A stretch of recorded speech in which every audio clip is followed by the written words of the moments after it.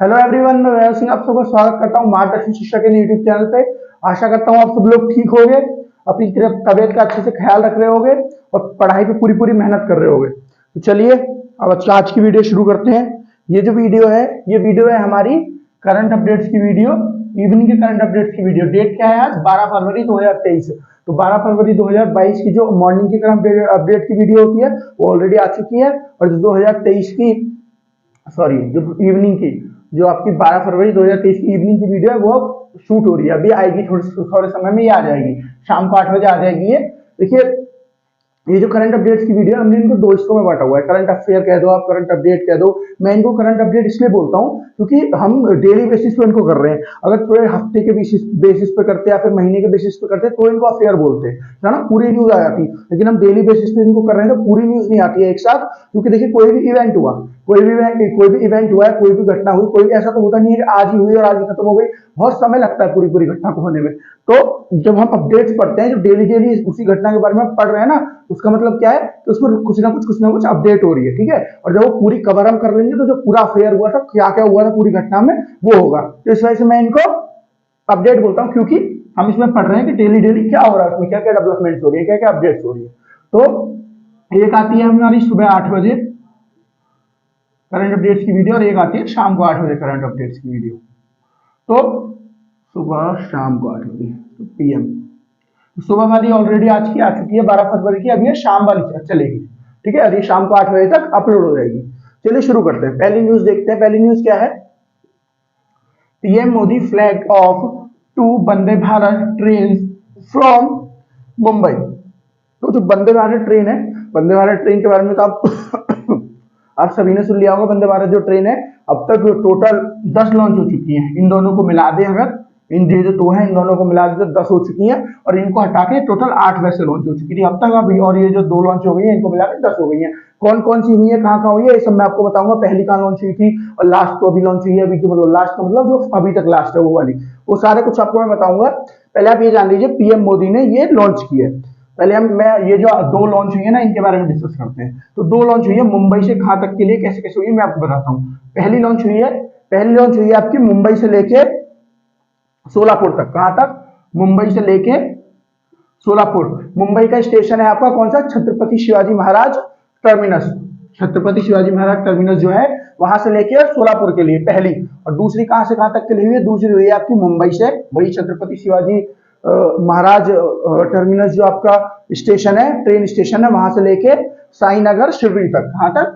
साईनगर शिरडी तक। ओके, जो आपने सुना होगा साईं बाबा, है ना, उनका जो जगह है साईनगर ना, शिरडी के साईं बाबा है, वो सुना होगा आपने। तो वो जो वहां पे जो है, ये जो साईनगर है उसको साईनगर बोलते हैं। तो साईनगर शिरडी वहां तक के लिए 2 ये ट्रेन है जो लॉन्च की गई है, इसके द्वारा प्रधानमंत्री मोदी के द्वारा, जिनको हरी झंडी दिखा दी गई। फ्लैग ऑफ का मतलब हरी झंडी दिखा देना। ओके, तो आप अगर बात करें तो वंदे भारत ट्रेन जो है, इससे क्या फायदा हो रहा है? वंदे भारत ट्रेन जो है, इतनी सारी हमारे यहाँ पे लॉन्च हो रही है, 10 टोटल हो चुकी है इन दोनों को मिला के। तो इनसे अच्छा क्या फायदा हो रहा है? देखिए इनसे क्या फायदा हो रहा है कि इनकी स्पीड जो है वो काफी तेज है। जो हमारी नॉर्मल ट्रेन होती है ना, जो भी सुपर फास्ट जो भी है, राजधानी वगैरह सबसे तेज चलती है हमारे यहाँ, राजधानी जो है, लेकिन उससे भी तेज।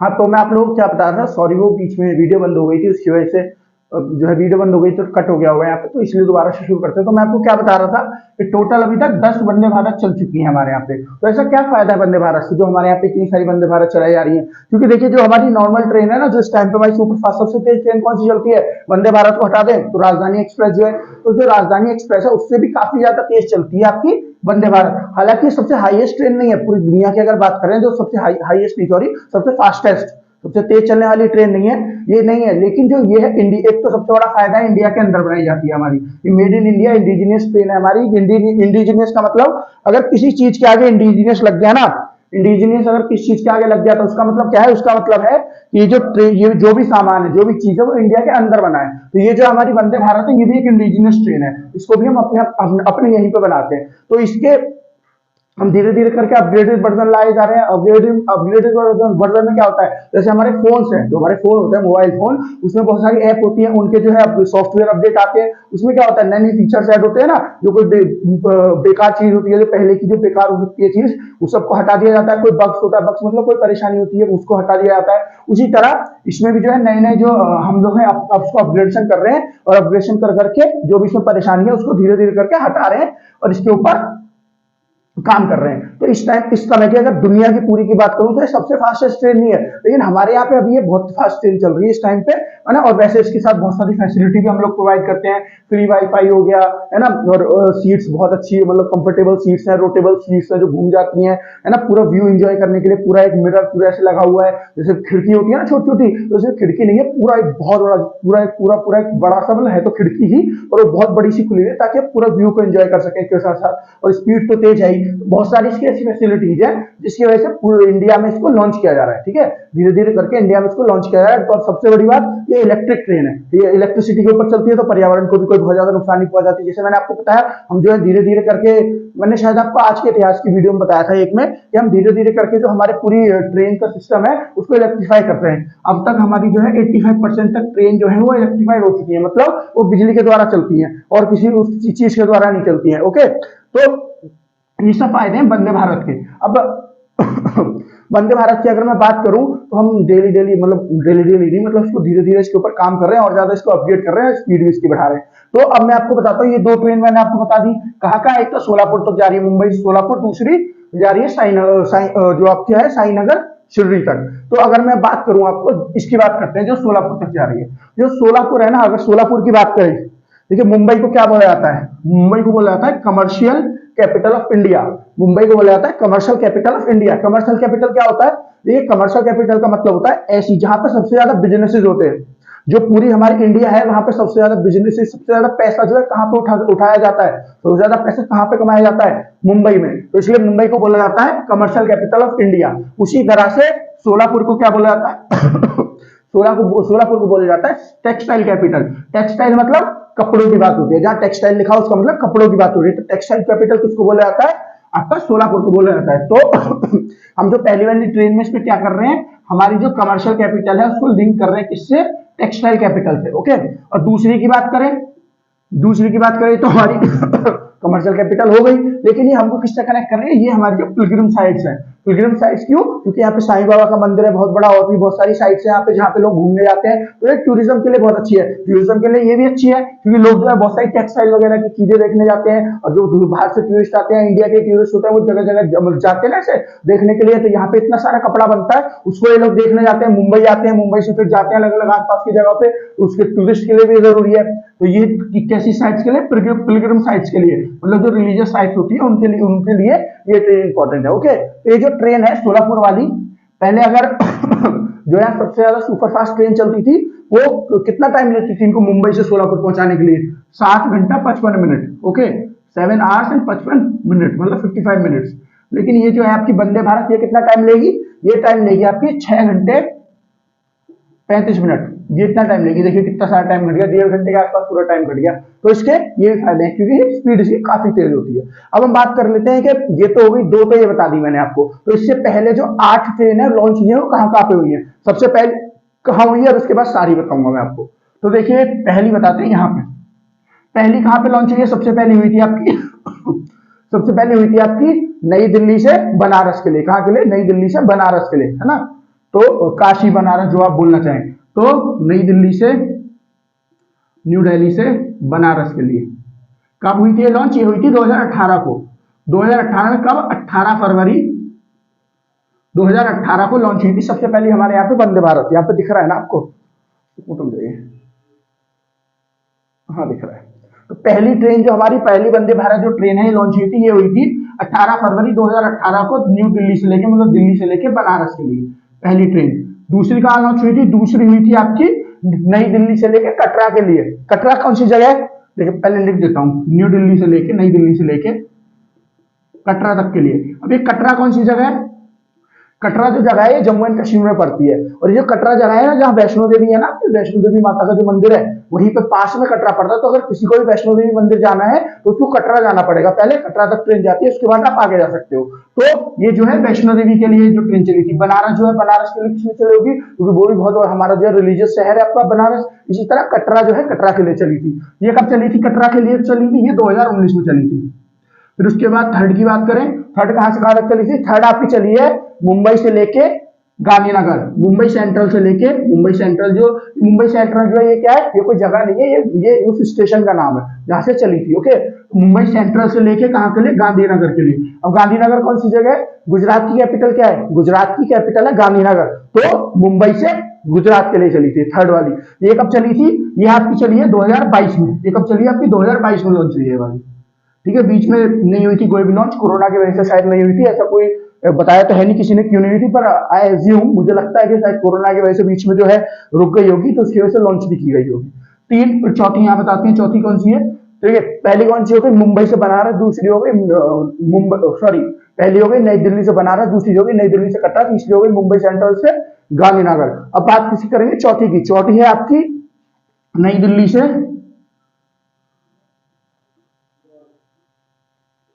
नई दिल्ली से अंदूरा तक। अंदूरा, अभी अंदूरा कहां पे जगह है, ये आपकी हिमाचल प्रदेश में पड़ती है। अंदूरा जो जगह है, अंदूरा, ये आपकी हिमाचल प्रदेश में जगह पड़ती है। तो नई दिल्ली से अंदूरा तक ये ट्रेन कैसे कैसे जाती थी, नई दिल्ली से हरियाणा, पंजाब, फिर और ये अंदूरा, और अंदूरा कहां का, हिमाचल प्रदेश, ये ऐसे ट्रेन जाती थी। ये कब लॉन्च हुई, ये भी 2022 में लॉन्च की गई। फिर उसके बाद पांचवी की बात करें, पांचवी थी आपकी चेन्नई से लेके मैसूर तक। चेन्नई से लेके मैसूर तक, ये भी 2022 में लॉन्च हुई। अब मैसूर जगह, चेन्नई का सब जानते होंगे, चेन्नई कहां पे पड़ता है, चेन्नई आपका तमिलनाडु की कैपिटल, तमिलनाडु की राजधानी है चेन्नई। लेकिन मैसूर क्या है, मैसूर आपका बेंगलोर में पड़ता है। ठीक है, बेंगलोर जो है वहीं पे मैसूर है। ओके ना, तो बेंगलोर तक ये जाती है। बेंगलोर मतलब मैसूर कहां पे, या फिर बेंगलोर कहां पे, कर्नाटका में, ये तमिलनाडु, ये कर्नाटका। तो ये कब लॉन्च हुई, 2022 में। फिर सिक्स कहां से कहां तक हुई, सिक्स हुई आपकी बिलासपुर से लेके नागपुर तक। बिलासपुर कहां पे पड़ता है आपका, बिलासपुर से आपका छत्तीसगढ़ में पड़ता है बिलासपुर, और नागपुर आपका महाराष्ट्र में पड़ता है। ओके, तो छत्तीसगढ़ से लेके महाराष्ट्र तक ये कब लॉन्च हुई, ये भी आपकी 2022 में लॉन्च हुई थी। फिर उसके बाद आ जाओ सेवेंथ पे, सेवेंथ कहां से कहां तक, सेवेंथ आपकी हुई सेवेंथ हुई आपकी हावड़ा से लेके जलपाईगुड़ी तक। कहां से कहां तक, हावड़ा से लेके जलपाईगुड़ी तक। तो हावड़ा, ये भी 2022 में लॉन्च हुई। हावड़ा कहां है आपका, हावड़ा आपका पड़ता है बंगाल में, पश्चिम बंगाल में पड़ता है आपका हावड़ा। यहां से हावड़ा से लेके जलपाईगुड़ी तक। और एक आठवीं, देखिए आठवीं तो अभी बिल्कुल लेटेस्ट लॉन्च हुई है। कब लॉन्च हुई है, जनवरी में, 15 जनवरी को लॉन्च हुई थी, 14-15 जनवरी को। कौन सी ट्रेन थी, ये जो ट्रेन हुई थी कहां थी, सिकंदराबाद से लेके विशाखापट्टनम तक। कहां से कहां तक, सिकंदराबाद से लेके विशाखापट्टनम तक। ये कब हुई है, 15 जनवरी 2023 को ये लॉन्च हुई थी। ठीक है ना, मकर संक्रांति पड़ती है उस समय पे, तो मकर संक्रांति के उपलक्ष्य में इसको लॉन्च किया गया था। सिकंदराबाद से लेके बनारस नहीं, सॉरी, विशाखापट्टनम, भी ये कर देता हूं, विशाखापट्टनम तक, विशाखापट्टनम, बीए मतलब विशाखापट्टनम। तो सिकंदराबाद से लेकर विशाखापट्टनम 2023 में चली थी, 15 जनवरी 2023 को। तो मैंने आपको सारा बता दिया है ना, ये जो 8 की 8 ट्रेन है ये बता दी मैंने आपको, और बाकी जो 2 है जो अभी लॉन्च हुई है वो 9th वाली अगर मैं बात करूं, 9th कौन सी है आपकी, 9th है आपकी जो मुंबई से सोलापुर तक जा रही है ना, ये कब हुई है, ये भी 2023 में हुई है। और फिर 10th कौन सी है आपकी, जो मुंबई से साईनगर तक जा रही है, फिर शिरडी तक जा रही है। ये कहां, ये भी 2022 में लॉन्च हुई है। तो ये हो गई आपकी 10 की 10 जो आपकी अभी तक वंदे भारत जो है लॉन्च की गई है, 10 की 10 जो चलाई गई है। अब ये धीरे धीरे करके पूरे देश में फैल रही है, और धीरे धीरे करके हर जगह पे ये चलेगी वंदे भारत। ओके, चलिए अब नेक्स्ट देखते हैं। नेक्स्ट पॉइंट क्या है आपका, India's new infrastructure institution plan debut $610 million bond. तो क्या है, देखिए अभी जो हमारा बजट आया था, उसमें जो हमारा एक्सपेंडिचर था, कैपिटल एक्सपेंडिचर का मतलब कि हम जो है कितना पैसा खर्च करेंगे, कैपिटल मतलब पैसा कितना खर्च करेंगे, कहां पे, जो एस्टिमेटेड था, एस्टिमेटेड का मतलब कितना हम खर्च करने वाले हैं, मतलब ये जो 2023-24 वाला साल है इसके लिए कितना पैसा हम खर्च करने वाले हैं। तो उसमें सबसे ज्यादा जो शेयर रखा गया था, जो सबसे ज्यादा जिसका शेयर बढ़ा था, वो कौन सा एरिया था, वो था हमारा इंफ्रास्ट्रक्चर वाला एरिया। तो ये भी जो है इंफ्रास्ट्रक्चर वाला पॉइंट है, तो ये उसी को ऊपर पॉइंट है। क्या है कि ये जो इंस्टीट्यूशन है, ये नया इंस्टीट्यूशन है आपका बनाया गया है इसलिए ताकि ये हमारा जो इंफ्रास्ट्रक्चर है, देश का इंफ्रास्ट्रक्चर है, उसके ऊपर काम कर सके। अब इसको काम करने के लिए पैसे चाहिए, ये कुछ निश्चित कर रखे हैं इन्होंने अभी के लिए पैसे जो इन्होंने अभी प्रोजेक्ट डिसाइड किए हुए कहाँ कहाँ बनने हैं, अभी तक के लिए पैसे बात हो रही है। तो इन्होंने ये डिसाइड कर रखा है कि ये पैसे अब इन्होंने क्या सोचा है, पैसे कहाँ से आएंगे, पैसे कहाँ से आएंगे। और लोगों के पास इतना टैक्स तो आता नहीं है, क्योंकि वो तो और बहुत सारी चीजों में भी खर्च होता है कि ये सब पैसे इंफ्रास्ट्रक्चर में लगाए जाए। तो ये जब इतने बड़े बड़े पैसे इतने बड़े बड़े प्रोजेक्ट बनते हैं जिनमें इतना सारा पैसा होता है, जब ये बनते हैं तो इनके लिए 2-3 काम होते हैं। इनके लिए इन्वेस्टमेंट की जरूरत पड़ती है, पहली चीज। अब इन्वेस्टमेंट कैसे होगी, कोई और कंपनी, कोई और देश या फिर कोई बाहर की कंपनी या कोई बाहर का आदमी आपके यहाँ इन्वेस्टमेंट करे और आप उस पैसे से बना लो, उसके बाद जो भी उसका पैसा होगा उसको धीरे धीरे करके वापस कर दो। एक तो ये तरीका हो गया इन्वेस्टमेंट करने का। दूसरा तरीका क्या हो गया, दूसरा तरीका क्या होता है कि आप अपने बॉन्ड्स इशू कर सकते हो। तो यहाँ पे बॉन्ड इशू करने की बात हो रही है ना। अब ये बॉन्ड इशू करना क्या होता है, अब ये बॉन्ड इशू करना क्या होता है, देखिए मैंने आपको पहले कई बार बता दिया, कई वीडियो में बता दिया है ना, फिर भी मैं आपको बताऊंगा बॉन्ड क्या होता है। अगर आपने वो नहीं देखी तो फिर आपको पता होना चाहिए बॉन्ड क्या होता है। अगर मैं सीधे सीधे चलूं और आपने वो पुरानी वीडियो नहीं देखी, आपको नहीं पता बॉन्ड क्या होता है, तो दिक्कत है फिर। तो ये बॉन्ड क्या होता है, जो बड़े बड़े देश होते हैं या फिर कोई आदमी भी चाहे या कोई बड़ी बड़ी कंपनी चाहे, ये लोग अपने बॉन्ड इशू करते हैं। बॉन्ड कैसे इशू करते हैं, मान लीजिए इन्हें पैसों की जरूरत है ना, मान लो 100 रुपए की जरूरत है मुझे, है ना, मैं बहुत स्टैब्लिश आदमी हूँ, बहुत अच्छा बिजनेस चल रहा है मेरा, और मुझे 100 रुपए की जरूरत है कहीं से भी, है ना।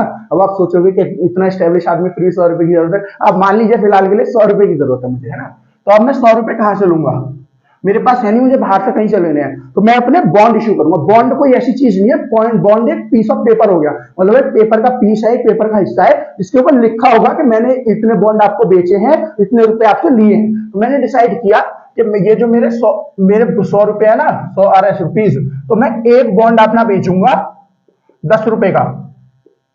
तो मुझे कितने बॉन्ड बेचने होंगे, मुझे 10 बॉन्ड जो बेचने होंगे अपने 100 रुपए करने के लिए, 10 बॉन्ड बेचने होंगे अपने। तो अब मैंने क्या डिसाइड किया कि मैं एक बॉन्ड बेचूंगा 100 रुपए 10 रुपए का। अब मान लीजिए कोई आया, किसी के कोई कंपनी आई या कोई देश आया, उसने मेरे से 5 बॉन्ड ले लिए और मुझे 50 रुपए दे दिए। फिर 2-3 लोग और आए, उन्होंने धीरे धीरे मुझसे बॉन्ड लिया, पैसे ले लिए, पैसे मुझे दे दिए। अब उस हिसाब से क्या होगा, मेरे पास 100 रुपए इकट्ठे हो गए, उनके पास मेरे बॉन्ड चले गए। बॉन्ड से क्या होगा, ये जो बॉन्ड दिए जाते हैं कुछ सालों के लिए दिए जाते हैं, ठीक है। अब जब अभी तो यहाँ 100 रुपए की बात है, तो आप 1-2 साल में बोल दो तो कोई दिक्कत नहीं है, 1-2 साल में वापस कर देंगे, क्योंकि ये तो 100 रुपए की बात है और 100 रुपए लेता भी कौन है ना। ये तो एग्जांपल के लिए मैंने आपको बता दिया। तो ये बड़ी बड़ी कंपनियां, फिर बड़ी बड़ी कंट्रीज होती है ना, बॉन्ड इशू करती हैं, है ना, और इनके जो बॉन्ड होते हैं और कंपनियां कोई भी खरीदता है, और कंपनियां और कोई भी कंट्री, तो उसके बाद क्या होता है, जो पैसे होते हैं ना, इनको पैसे मिल जाते हैं। तो जैसे मान लो ये कैसे देती है कि कि हम आपको ये पैसे आज से 10 साल बाद, 15 साल बाद वापस कर देंगे, और कुछ इंटरेस्ट लगता है कि इस इंटरेस्ट के हिसाब से आपको हम ये पैसे वापस कर देंगे। फिर आपको देखो, ये जिसने बॉन्ड दिया, मतलब जिसने बॉन्ड खरीदा, जिसने मतलब पैसे दिए, उसको क्या फायदा हुआ, उसको फायदा हुआ कि उसको जो है इंटरेस्ट है वो पैसे कमा लेगा। उसके पास जो उसका पैसा था वो उसके पास पड़ा हुआ था बैंक अकाउंट में, लेकिन उसने आपको दे दिया, उस पैसे पे कुछ ना कुछ उसको इंटरेस्ट मिल रहा होगा, जो बैंक से मिलेगा उससे तो ज्यादा इंटरेस्ट मिल रहा होगा ना आपसे। तो बाकी ये इंटरेस्ट कितना मिल रहा है, ये डिपेंड करता है कि जिसने पैसे लिए हैं उसकी इकोनॉमिक सिचुएशन कैसी है। और जैसे इंडिया है या यूएसए है या चाइना है, ये कल को बॉन्ड इशू करने लगे तो ये अपनी शर्तों पे अपना वो रख सकते हैं, जो आपका वो होगा इंटरेस्ट होगा, है ना, जो ब्याज होगा अपनी शर्तों पे रख सकते हैं। क्यों क्योंकि कोई भी अगर हमको पैसे दे रहा है तो रिस्क बेसिस पे ही तो देता है ना, कि अगर उसको हमारे ऊपर विश्वास है कि हम वापस कर देंगे तो कोई रिस्क है नहीं। जो कोई रिस्क नहीं है तो फिर कोई ऐसा जरूरी नहीं है कि बहुत ज्यादा इंटरेस्ट दे कोई जो कंपनी या कंट्री है, जो भी आदमी है। लेकिन अगर किसी ऐसे आदमी को आप दे रहे हो जो आपको वापस नहीं करेगा, आपको पता है बहुत मुश्किल होगी वापस लेने में, तो उससे क्या होगा, उससे आप बहुत तगड़ी टर्म्स पे दोगे। टर्म्स का मतलब उससे आप बहुत सारी वो रखोगे, बड़ी शर्तें रखोगे कि नहीं ऐसा नहीं, ऐसा कि इतना % ब्याज होना चाहिए, ऐसा और होना चाहिए। तो जैसे मैंने कंट्री आपको कौन कौन सी बताई, यूएस हो गया, चाइना हो गया, इंडिया हो गया, जापान हो गया, और भी जो बड़ी बड़ी कंट्री है यूरोप की, अगर वो बॉन्ड लेती हैं, वो अपने बॉन्ड इशू करती हैं और उनको कोई खरीदता है, उनको पैसे देता है, तो उससे क्या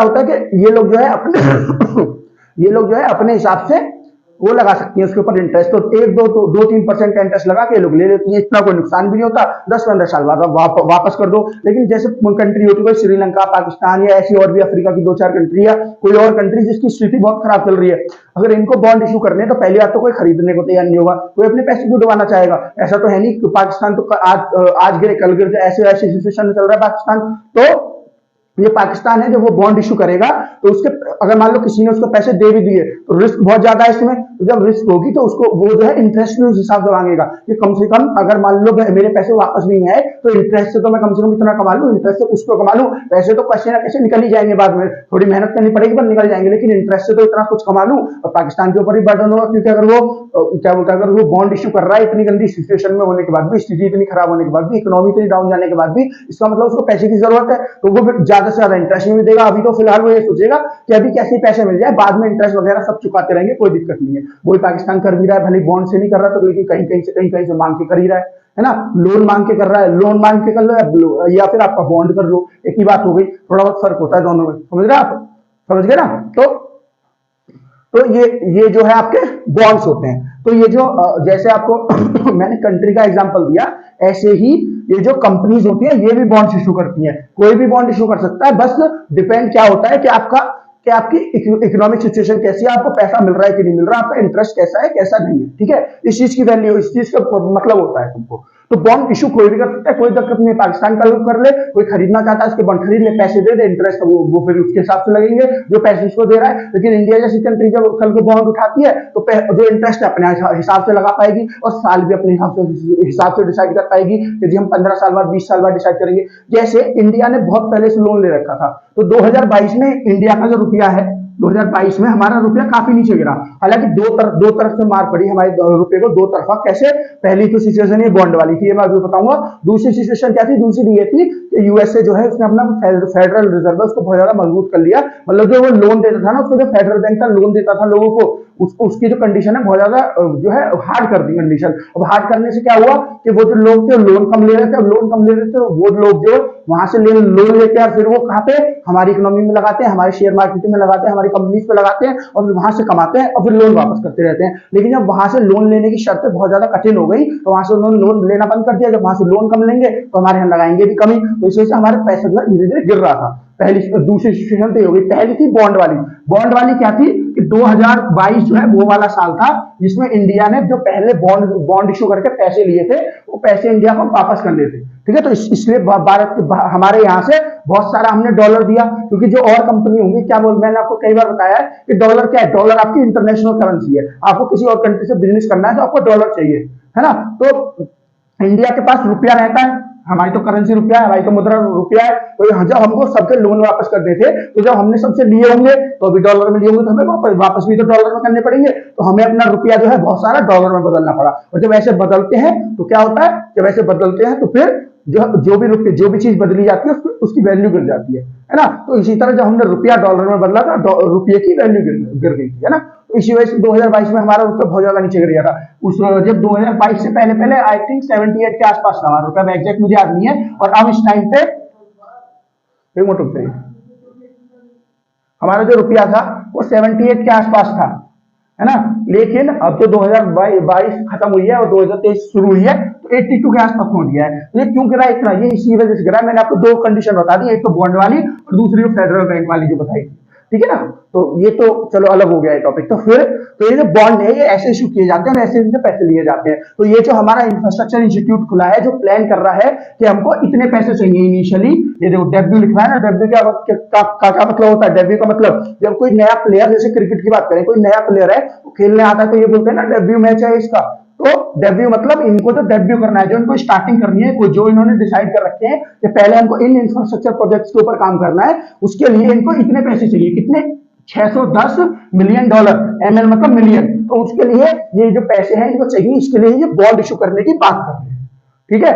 तो ये बॉन्ड इशू करेंगे, जब ये पैसे इतने सारे इनके पास आ जाएंगे तो धीरे धीरे करके ये क्या करेंगे, धीरे धीरे करके इंफ्रास्ट्रक्चर प्रोजेक्ट पे काम करेंगे। तो अब एक साथ तो इतने सारे पैसों के लिए बॉन्ड इशू करेंगे नहीं है, एक साथ इतने सारे पैसों के लिए नहीं कर रहे। पहले पहला फेज होगा, फिर उसके बाद दूसरा फेज होगा, ऐसे ऐसे करके करेंगे। तो पहला जो फेज है उसमें ये 50 बिलियन के लिए डॉलर इशू, 50 बिलियन के लिए बॉन्ड इशू कर रहे हैं। और रुपये की बात हो रही है यहाँ, रुपये की, डॉलर की बात नहीं हो रही, ये डॉलर की बात हो रही है, ये रुपये की बात हो रही है। कभी आप मिलियन और बिलियन को मिलाने लगो कि मिलियन तो चाहिए ही चाहिए, पर हम इशू कर रहे हैं बिलियन का।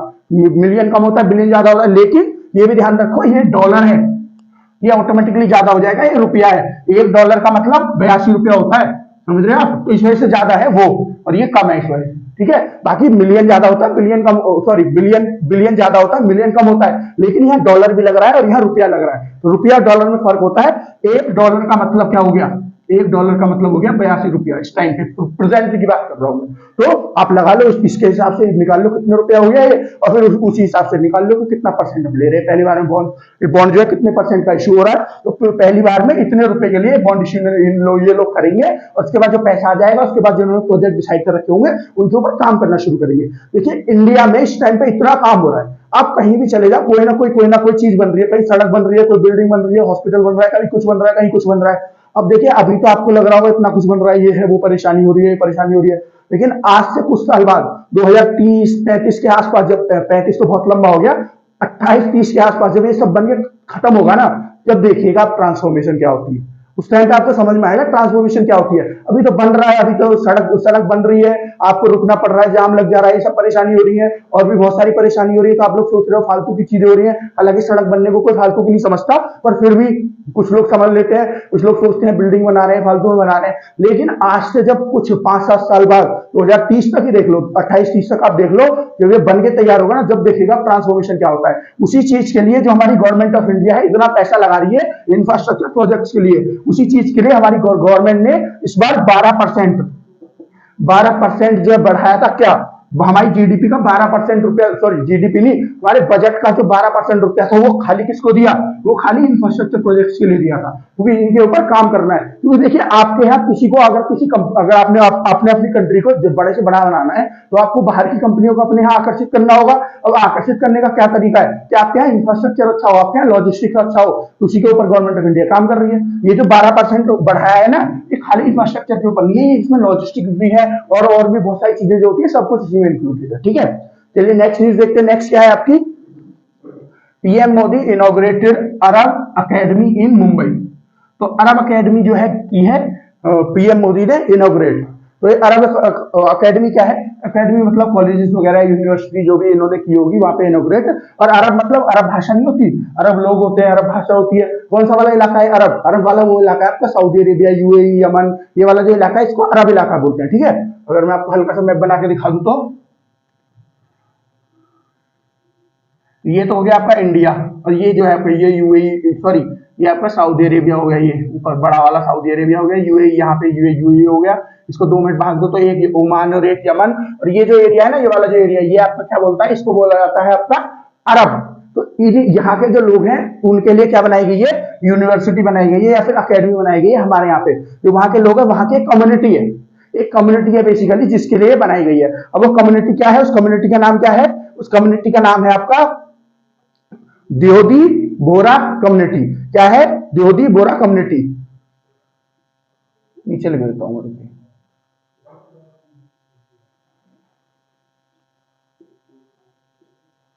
दियोदी बोरा कम्युनिटी। ये जो कम्युनिटी है इसके लिए स्पेशली ये जो बनाई गई है, जो यूनिवर्सिटी है इसके लिए स्पेशली बनाई गई है। देखिए जो हमारा कॉन्स्टिट्यूशन ऑफ इंडिया है उसमें जो आर्टिकल है हमारी माइनॉरिटीज के लिए, कौन कौन से आर्टिकल? 29, 30। ये जो आर्टिकल है हमारी माइनॉरिटीज के लिए है, जो अल्पसंख्यक लोग हैं उनके लिए है। तो ये भी अल्पसंख्यक है, ये जो कम्युनिटी है ये भी हमारे यहाँ अल्पसंख्यक में आती है। अल्पसंख्यक मतलब जिनकी जो है जो जनसंख्या है वो कम होती है, वो अल्पसंख्यक होते हैं। तो ये जो कम्युनिटी हमारे अल्पसंख्यक में आती है, तो वो जो दोनों लॉ है मिनोरिटीज के ऊपर, अल्पसंख्यक के ऊपर, वो क्या बोलते हैं दोनों कि इन लोगों को बहुत सारी चीजों के लिए आजादी है, लेकिन एक आजादी ये भी है उसमें कि ये लोग अपने अपने जो है इंस्टीट्यूशंस खोल सकते हैं। तो उसी चीज को फॉलो करते हुए गवर्नमेंट ऑफ इंडिया ने ये जो है आपका ये जो है अरब अकेडमी है ये खोली है। इसमें क्या होगा? जो अरब के बच्चे होंगे ना वो यहाँ पे पढ़ सकते हैं, जो अरब वाले बच्चे होंगे वो यहाँ पे पढ़ सकते हैं। यहाँ पे अरब भाषा बताई जाएगी और भी बहुत सारी चीजें जो अरब की होगी वो बताई जाएंगी, और बाकी जो आपके नॉर्मल सब्जेक्ट है वो पढ़ाए जाएंगे। ठीक है, बाकी जो नॉर्मल सब्जेक्ट है वो पढ़ाए जाएंगे। यहाँ पे स्पेशली पीएम मोदी ने इनसे बात की है, इन्होंने कहा है कि जी देखिए हम अपने बच्चे को ज्यादा से ज्यादा पढ़ाना चाहते हैं, उसकी वजह से उसकी वजह से हमारी हेल्प करिए, क्योंकि बहुत समय से बात चल रही थी, ये काफी समय से बन रही है जो आपकी यूनिवर्सिटी है, कहाँ बन रही है, मुंबई में यूनिवर्सिटी अकेडमी, जो भी आप कहना चाहो, ये काफी समय से बन रही है कि हम अपने बच्चों को पढ़ाना चाहते हैं, तो हमारी हेल्प करो, हम उनको अपना जो रिलीजन है, अपना जो धर्म है, अपनी जो भाषा है उसके बारे में बताना चाहते हैं, इसलिए स्पेशली ऐसा एक इंस्टीट्यूट हमारे लिए खुलवा दो। वरना नॉर्मल इंस्टीट्यूट में पढ़ सकते थे बच्चे, तो हम स्पेशली अपने बच्चों को पढ़ाना चाहते हैं ऐसे इंस्टीट्यूट में जो हमारे रिलीजन, हमारा जो धर्म है, हमारी जो भाषा उसके बारे में वो सीखे, हमारा जो कल्चर है उसके बारे में भी सीखे, और हम बाकी सब्जेक्ट में यहाँ पे बच्चों को पढ़ाएंगे। ठीक है, तो जो पीएम मोदी ने इस वजह से इसको इनॉग्रेट यहाँ पे किया है, उसको खोला है, और यहाँ पे मतलब खोला है कुल मिला के मुंबई में। ओके, समझ गए आप। तो पीएम मोदी ने जब ये खोला तो बहुत सारे जो भाषण देते हैं, बहुत सारी चीजों के बारे में बताया, तो वहां पे पीएम मोदी ने जी अपनी हमारे यहाँ की जो यूनिवर्सिटी, नालंदा यूनिवर्सिटी या तक्षशिला यूनिवर्सिटी, इनके बारे में मेंशन किया। ये सब बातें आपको पता होनी चाहिए, बस और कुछ नहीं है इसमें। खाली आप इसके बारे में जरूर जान लीजिए कि अरब अकेडमी जो है ये मुंबई में खोली गई है। ओके, और कौन सी कम्युनिटी के लिए खोली गई है? ये खोली गई है दुआदी या फिर दुआदी बोरा कम्युनिटी के लिए, दुआदी बोरा कम्युनिटी के लिए। चलिए नेक्स्ट न्यूज देखते हैं। नेक्स्ट न्यूज क्या है? Pakistan and IMF in talks for 7 billion relief package. देखिए अभी 2 मिनट पहले मैं पाकिस्तान के बारे में बात कर रहा था, पाकिस्तान के पास पैसे नहीं है, कहीं ना कहीं से इंतजाम कर रहा है। तो अभी पाकिस्तान किसके पास गया है? आईएमएफ के पास गया, क्योंकि आईएमएफ ही जो है लास्ट तरीका बच जाता है इसको पैसे के लिए, क्योंकि चाइना भी पैसे नहीं दे रहा, चाइना को पता है कि स्थिति खराब होती चली जा रही है। और आईएमएफ क्या है? आईएमएफ का मतलब है इंटरनेशनल मॉनेटरी फंड। आईएमएफ का क्या मतलब है? International monetary fund. आईएमएफ के बारे में मैंने आपको सारा पूरा डिटेल से जीरो से लेकर बिल्कुल एंड तक 100% आपको आईएमएफ के बारे में मैंने पढ़ा रखा है। मेरी आपकी जो आपकी सीरीज है ना, मेरी ये जो मार्गदर्शन शिक्षक है हमारा यूट्यूब चैनल है, इसके ऊपर एक पूरी हमारी मेरी प्लेलिस्ट है, किसके क्या नाम से? वर्ल्ड ऑर्गेनाइजेशन के नाम से। उसमें मैंने जो वर्ल्ड के ऑर्गेनाइजेशन है, अंतरराष्ट्रीय जो भी संगठन है, उन सबके बारे में, ज्यादातर के बारे में बता रखा है। अभी में वो वीडियो कंटिन्यू चल रही है, उसके ऊपर अभी भी वीडियो आती रहती है, और जो है मैं कंटिन्यू उसको कर रहा हूँ। अभी तो बहुत सारी वर्ल्ड ऑर्गेनाइजेशन होती है, अभी तो मेरे हिसाब से उसके ऊपर 25-30 वीडियो हुई है, 25-30 ऑर्गेनाइजेशन के बारे में मैंने बताया। तो एक वीडियो में मैं एक ऑर्गेनाइजेशन के बारे में बताता हूँ, तो वहां पे मैंने आईएमएफ के बारे में ऑलरेडी बता दिया है। अगर आपको आईएमएफ के बारे में जानना है, बिल्कुल एकदम सब कुछ जानना है, क्योंकि आईएमएफ तो बहुत सारे क्वेश्चन पूछे जाते हैं, तो आईएमएफ के बारे में, क्योंकि न्यूज में रहता ही है, हमेशा न्यूज में रहता है, तो इससे बहुत सारे क्वेश्चन पूछ जाते हैं, तो आप वहां पे जाके आईएमएफ के बारे में पढ़ सकते हो एक चीज। यहाँ पे अगर मैं बताने लग जाऊं तो बहुत लंबा टॉपिक है आईएमएफ, तो बहुत सारा टाइम तो यही ले जाएगा, इसलिए मैं यहाँ पे नहीं बता रहा, खाली मैं आपको बताता हूँ इसकी फुल फॉर्म क्या है। International monetary fund. इसका काम क्या है? ये जो है पैसे प्रोवाइड करती है, अगर किसी कंट्री को कोई खराब स्थिति है तो उसमें पैसे की जरूरत है तो प्रोवाइड करती है। लेकिन इसके पैसे प्रोवाइड करवाने का तरीका थोड़ा अलग होता है। क्या तरीका होता है? इसका तरीका होता है कि ये आपके सामने बहुत सारी शर्त रखेगी। ये पहले जैसे आप इनसे पैसे मांगने गए तो ये क्या करेगी कि रोकेगी आपको थोड़े दिन के लिए, थोड़े दिन बाद आपको बुलाएगी मीटिंग के लिए। पहले आपकी जो इकोनॉमी है, वैसे तो नॉर्मली भी सबकी इकोनॉमी की ध्यान रखती है, क्यों रखती है? क्योंकि समय समय पर रिपोर्ट निकालती रहती है कि किसकी इकोनॉमी कैसी चलेगी, इस साल में कितना प्रोग्रेस करेगी, कितना नहीं करेगा, आईएमएफ की रिपोर्ट आती रहती है। तो वैसे तो सबकी इकोनॉमी पर नजर रखती है, लेकिन जब कोई स्पेशलिस्ट से पैसे मांगने आता है तो पहले उसकी पूरी इकोनॉमी को देखती है, क्या क्या इसके देश में चल रहा है, क्या क्या नहीं चल रहा, क्या क्या परेशानी है, कैसे कैसे बच सकता है ये देश, सारी पॉसिबिलिटीज देखती है। उसके बाद फिर बुलाती है उसको, उस कंट्री से बात करती है कि देखो हम तो आपको पैसे तो दे देंगे, लेकिन ये आपकी शर्तें हैं, ये चीज करके आपको अपने देश को सुधारना होगा। वरना पता चला पाकिस्तान पैसे लेके गया और करप्शन में सब इनके नेता खा गए, जहां के लिए लेके गया था वो काम नहीं हुआ। तो इसी वजह से मान लीजिए और एक बार को काम वो हो भी गया, चलो किसी ने खाए नहीं पैसे और लगा भी दिए सही जगह, और उसके बाद भी कोई वही परेशानी आई, कोई इंप्रूवमेंट नहीं आई, तो फिर क्या? तो इंप्रूवमेंट भी तो लानी है, पैसा तो देना है, पैसा लगाना भी है, लेकिन इंप्रूवमेंट भी तो आनी चाहिए उससे कुछ। ऐसे ही खराब गया पैसा, उससे क्या फायदा है? तो उसके लिए जो जो चीज इनके यहाँ पे खराब चल रही है उनको इंप्रूव करना होगा, ऐसा आईएमएफ बोलता है जिसको पैसे देता है। तो जब क्या है आपकी पाकिस्तान जो है, पाकिस्तान आईएमएफ से बात करने गया $7 बिलियन के लिए, $7 बिलियन, इतने पैसे के लिए रिलीफ पैकेज के लिए। रिलीफ मतलब जो आपको आसानी दे दी जाती है, मतलब आपके हेल्प करने के लिए, उसको रिलीफ बोलते हैं, हेल्प करने के लिए। हिंदी में एक्चुअल क्या वर्ड बोलते हैं मैं भूल गया, मैंने सुबह वाली वीडियो में बताया भी था, उसमें भी रिलीफ पैकेज का था वो। ठीक है, मतलब सपोर्ट करना कुल मिला के आपको। तो पाकिस्तान जो है टॉक्स में, मतलब बातें चल रही हैं आईएमएफ और पाकिस्तान के बीच में $7 बिलियन के रिलीफ पैकेज के लिए। लेकिन आईएमएफ ने बहुत सारी शर्तें रख दी है। आईएमएफ जो है काफी समय से शर्तें रख रहा है पाकिस्तान के सामने, लेकिन पाकिस्तान क्या करता है, वहां पे तो साइन कराता है, हाँ ठीक है हम कर लेंगे, पैसे भी ले आता है, लेकिन उसके बाद शर्तें नहीं करता। जैसे इन्होंने शर्तें रखी जब इमरान खान की गवर्नमेंट थी, इन्होंने जब पैसे लिए थे तो आईएमएफ ने शर्तें रखी कि जो लोगों को आप अपने को वो देते हो ना, सब्सिडीज देते हो, सब्सिडीज क्या होती है, छूट वगैरह देते हैं अलग अलग चीजों पे, तो वो जो छूट है वो कम करो, आपकी स्थिति वैसी खराब है, आपकी इकोनॉमी की स्थिति वैसी खराब है, आपको अभी नॉर्मल काम करना चाहिए, नॉर्मल इकोनॉमी अपनी चलाओ, जो सही हो जाए उसके बाद कितनी भी सब्सिडी देते रहना। भारत में दी जाती है इतनी सारी सब्सिडी, क्यों दी जाती है, हमारी इकोनॉमी बहुत मजबूत है, पाकिस्तान नहीं दे सकता क्योंकि इकोनॉमी इनकी बहुत कमजोर है, लेकिन इन्होंने वो आज तक नहीं किया, क्योंकि वो ये उसको एक पॉलिटिकल मुद्दे की तरह यूज करते हैं, वोटिंग पॉलिटिक्स की तरह यूज करते हैं। हमने क्या करते हैं, सरकार में आए बहुत सारी सब्सिडी दे दी लोगों को, तो लोगों को लगता है यार ये तो बहुत अच्छे हैं, इतनी सारी सब्सिडी दे रहे हैं, अभी हम इनको दोबारा जिता देंगे तो फिर हमको दोबारा ही ऐसे फ्री की चीज मिलेगी, ये सोच के लोग जो है खुश रहते हैं, और ये लोग सब्सिडी पे सब्सिडी देते रहते हैं। लेकिन ये नहीं समझ में आता इनके कि इससे जो है नुकसान तो देश का ही हो रहा है, नुकसान तो देश का ही होगा इससे। अगर आपकी इकोनॉमी ठीक ठाक है तो थोड़ा बहुत लॉस होगा, आप उसको संभाल लोगे, लेकिन वह वो नहीं संभाल पाओगे अगर थोड़ा बहुत लॉस हो गया उसमें, अगर आपकी इकोनॉमी खराब है, स्थिति खराब है। तो देखिए भारत में जितने सब्सिडी देते हैं उतने ज्यादा लोग हमारे यहाँ पे टैक्स भी तो भरते हैं, पाकिस्तान में कोई टैक्स भी नहीं भरता। तो ये सब सिचुएशन बहुत ज्यादा खराब है, इस वजह से आईएमएफ ने बोला था उस समय पे कि आप सब्सिडी हटा दो, लेकिन सब्सिडी अभी तक नहीं हटाई गई है ना। फिर उसके बाद अब की बात करते हैं प्रेजेंटली क्या इन्होंने शर्त रखी है। देखिए दो मेन शर्त रखी है, और भी छोटी छोटी बहुत सारी शर्तें, लेकिन दो जो है मेन शर्त रखी है। वो क्या क्या है, पहली शर्त जो इन्होंने रखी है कि आपको जो है अपने यहाँ पे टैक्स जो है वो बढ़ाना होगा, जो आप टैक्स लेते हो ना उसको बहुत तेजी से बढ़ा दो, ताकि आपके पास ज्यादा पैसे हैं, सरकार के पास ज्यादा पैसे आएंगे तो सरकार उसको ज्यादा देश के अंदर लगा पाएगा और आपकी इकोनॉमी फिर सुधरेगी धीरे धीरे। तो पहली चीज टैक्सेस को बहुत ज्यादा इंक्रीज कर दो, टैक्स जो है उनको इंक्रीज कर दो बहुत ज्यादा, सॉरी टैक्स जो है इनको इंक्रीज कर दो बहुत अच्छे से, लोगों के ऊपर जो टैक्स लगाते हो। दूसरा क्या बोला इन्होंने, दूसरा बोला कि हमको लिस्ट बना के दो। किस चीज की लिस्ट, देखिए अभी मैंने बताया था थोड़े दिन पहले पाकिस्तान में बहुत तगड़ी बाढ़ आई थी, ये शायद मैंने करंट अफेयर में भी अपने में कंप्लीट किया था, ये शायद मैंने करंट अपडेट्स की वीडियोस में भी बताया था आपको कि पाकिस्तान में बहुत तगड़ी वाली बाढ़ आई थी, तो वहां पे पाकिस्तान में बहुत ज्यादा नुकसान हुआ था। तो बहुत सारी कंट्रियों ने इनको मदद भेजी थी, बहुत सारी ने पैसे भेजे थे इनको, और बहुत सारी मदद भेजी गई थी। तो आईएमएफ ने क्या बोला इनसे कि आप पूरा डाटा बना के दो, पूरा लिस्ट बना के दो मुझे, मतलब आईएमएफ को, कि आपने वो पैसा जो आपको मिला था डोनेशन की तरह जब आपके यहाँ पे बाढ़ आई थी, कहाँ कहाँ कैसे कैसे यूज करा है, उसके बाद हम आपको बताएंगे आपने सही किया है कि नहीं किया। कहीं ऐसा तो नहीं है आपने पैसा तो सबसे ले लिया लेकिन कहीं लगाया नहीं और खुद ही खा के बैठ गए, है खुद ही खा के बैठ गए, मतलब करप्शन करके बैठ गए। तो उसकी सारी लिस्ट हमको चाहिए, कहाँ कहाँ लगाया है आपने पैसा, फिर हम जाके चेक करेंगे कि वो पैसा वहां लगाया कि नहीं लगा, और सब कुछ चेक होने के बाद, सब कुछ होने के बाद उसके बाद फिर आगे की कार्रवाई करेंगे। तो ये जो दो शर्तें हैं, जो मेन शर्तें हैं इन्होंने रखी है, देखिए ये मेन शर्तें इन्होंने रखी है किसने, आईएमएफ ने पाकिस्तान के सामने। अगर पाकिस्तान इन्हें पूरी कर देगा तो आईएमएफ पैसे निकाल देगा, वरना नहीं निकालेगा। क्योंकि देखिए अब ये भी क्या हुआ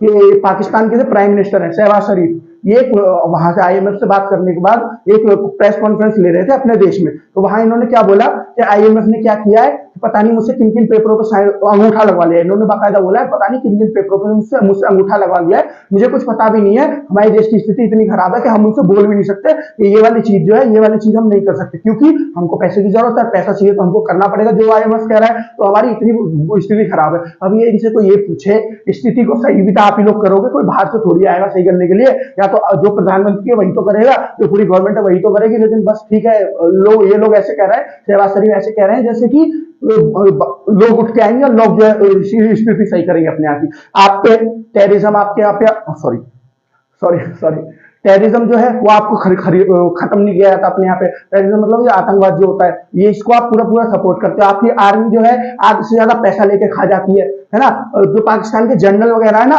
उनके बारे में लिस्ट निकलती है ना, जब तो पता चलता है कि जनरल इतने इतने अमीर है यहाँ पे, जो जनरल है सबसे ज्यादा अमीर आदमी वही है यहाँ पे। वो क्या करते हैं, पैसे जब तक जनरल रहेंगे पैसे इकट्ठे करते रहेंगे, जमा करके उनको रखते रहेंगे।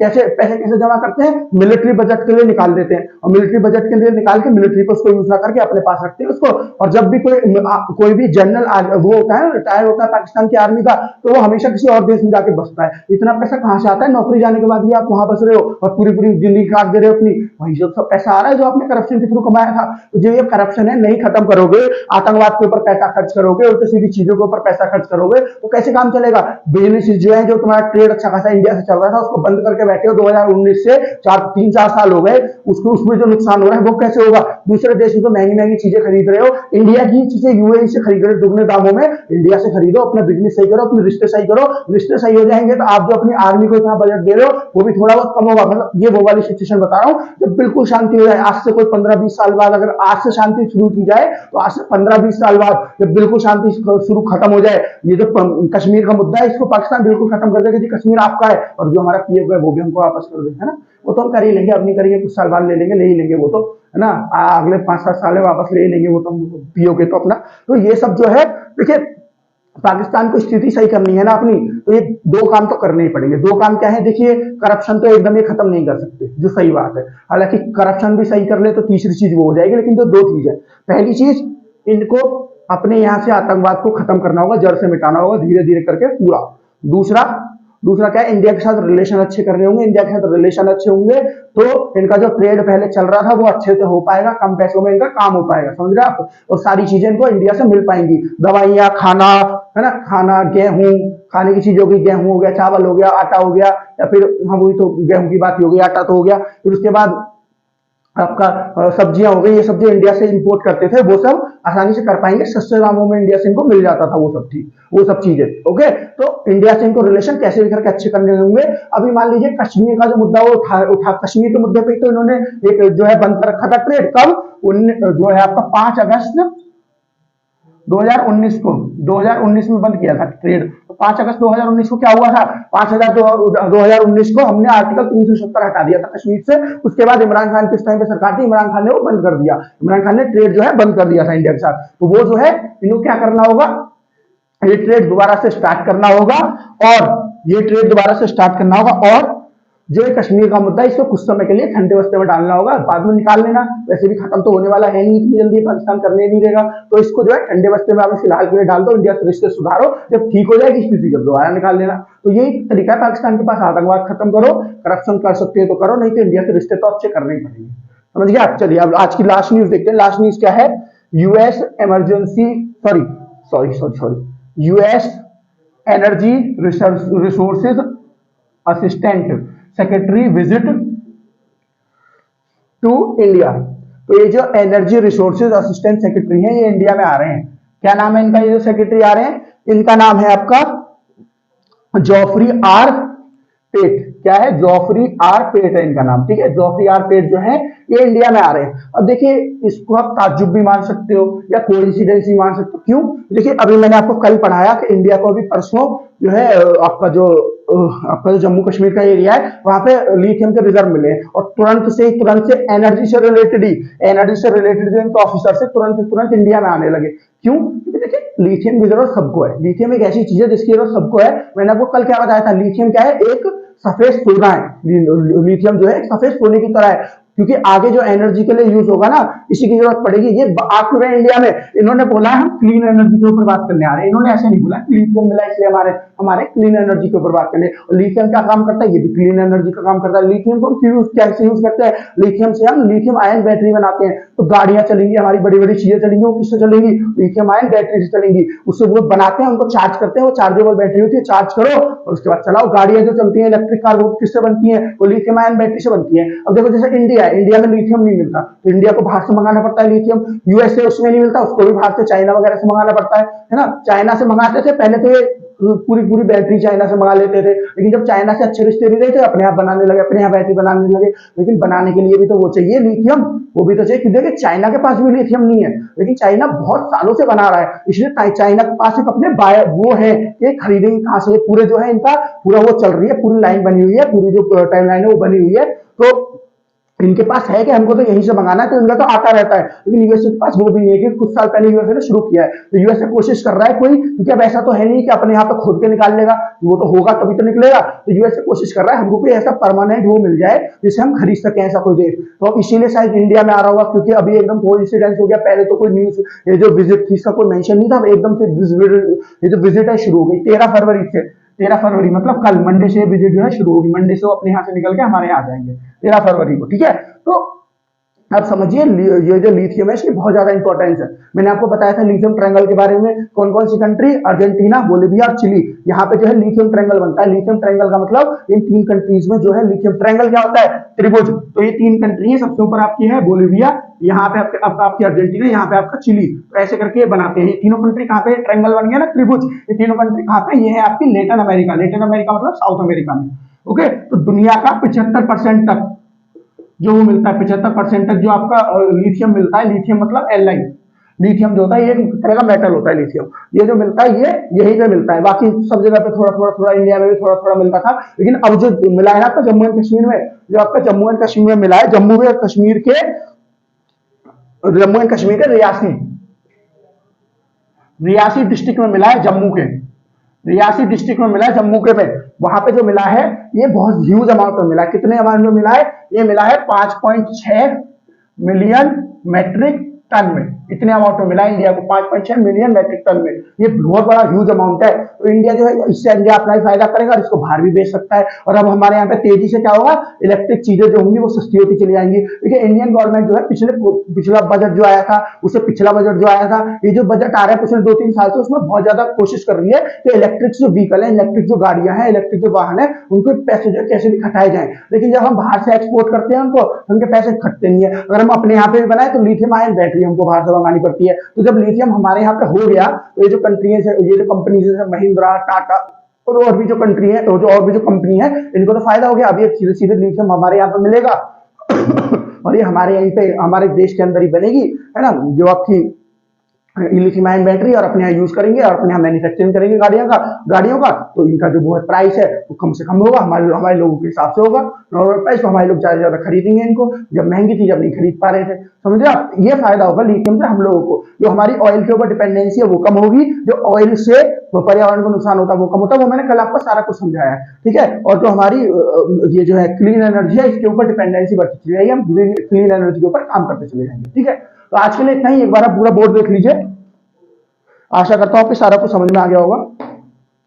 तो गाइस आशा करता हूं आपने बोर्ड देख लिया होगा और आपको सारा कुछ समझ में आ गया होगा। मैंने पूरी कोशिश की आपको समझाने की, और थोड़ी मेरी आवाज ठीक नहीं है तो उसके लिए आई एम रियली सॉरी। उस वजह से अगर आपको सही समझ में नहीं आ रहा होगा, तो समझ में नहीं आ रहा हो, आपको आवाज ठीक से सुनाई नहीं आ रही हो, लेकिन मैंने पूरी कोशिश करी है, जितनी तेज में बोल सकता था उतनी तेजी से बोल के आपको समझाने की कोशिश करिए। तो आज के लिए इतना ही। आपको कुछ समझ में नहीं आया, कमेंट सेक्शन में कमेंट करिए, पूछ लीजिए। और कल सुबह की 13 फरवरी की सुबह की, कल शाम की 13 फरवरी की शाम की जो भी वीडियो होगी, अगर आपको कुछ समझ में नहीं आया तो पहले मैं आपको वही समझा दूंगा, उसके बाद ये जो पॉइंट्स होंगे, जो न्यूज होंगी, उनको कवर करूंगा उस वीडियो की। तो आप बेफिक्र होकर कमेंट करके पूछ सकते हैं कि जी हमारी ये समझ में नहीं आया, बताने का काम मेरा, मैं आपको जरूर बताऊंगा। एक बार नहीं आया, 2 बार नहीं आया, 3 बार नहीं आया, जब तक आपकी समझ में नहीं आया आप कमेंट सेक्शन में कमेंट करके पूछिए, मैं आपको बताऊंगा। तो आज के लिए इतना ही, मिलते हैं आपसे कल सुबह 13 फरवरी की करंट अपडेट्स की वीडियो में कल सुबह। तब तक के लिए धन्यवाद। और जो हमारा चैनल है मार्गदर्शन शिक्षा केंद्र, उसको सब्सक्राइब करें, हमारी वीडियोस को लाइक करें, ज्यादा से ज्यादा शेयर करें, और हमको पूरे से पूरे सपोर्ट करें, ताकि हम भी आपको पूरे से पूरा सपोर्ट करके नए से नए टीचर लेके आए, और आपका जो अभियान ये हमारा चल रहा है कि आपको 2023 में जॉब मिल जाए, इस पे पूरा काम करें। तो आज के लिए इतना ही, मिलते हैं आपसे कल, तब तक के लिए धन्यवाद।